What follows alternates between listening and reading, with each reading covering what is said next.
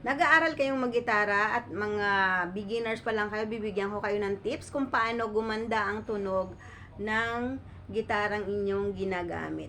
Una, magputol kayo ng kuko kasi kapag mahaba ang kuko ninyo ay hindi maganda ang tunog ng gitara. Mayroon akong ituturo sa inyong apat na tipa, apat na chords na basic lang, na okay para sa mga beginners. G, E minor, C, at D.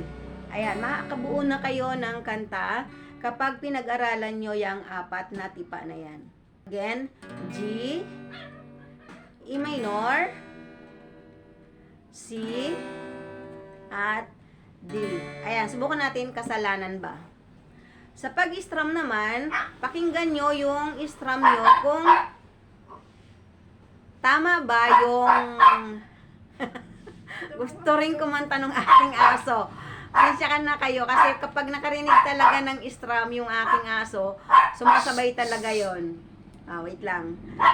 Pakinggan nyo yung strum. Puntahan mo nga ma.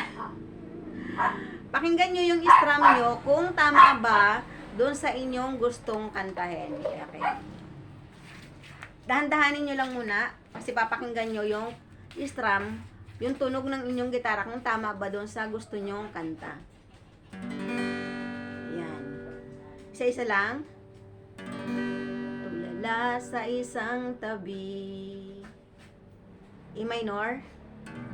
At di mapakali. Lipat sa C. Ating nakaraan. Baba sa D.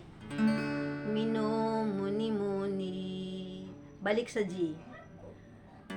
Di lubos maisip. E. Bakit nagkalayo? Kaya tayo ngayon isang bigo. Yon. Pag medyo sanay na kayo sa pag-strum, pwede ninyo nang bilisan. Walang nagawang kasalanan, kundi ang magmahal sa'yo ng lubusan. Ako'y may natutunan sa aking karanasan. Mali ang magmahal agad ng lubusan. Pigilan ng damdamin kung kailangan upang di masaktan kung ika'y iiwanan. Kasalanan bang mahalin ka ng lubusan?